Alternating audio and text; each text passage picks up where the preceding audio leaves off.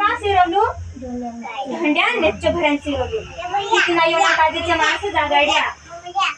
हम ओतरा घबराया और तो यहाँ आराम से सोइए पहले पछे योना काजे बुलाइन लाया और फिर माने काजे कहा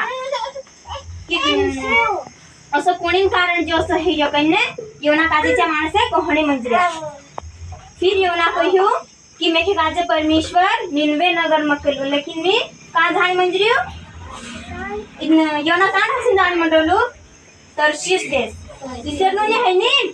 तर्शीस देश हसिन जाने मंजरलो फिर एक फिर योना कहियो ये सब मारे कारण असं हिरे में काजे का नाक देऊ समुद्र में नाक देऊ ती आंधी तूफान बंद हो जासे काही जासे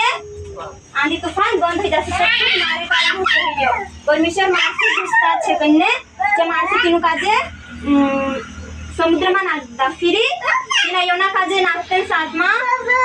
चांदी तूफान बंद हो गया काही गया बंद हो गया काहे योना कारण सब कुछ असं हेरलो भैया सुधबट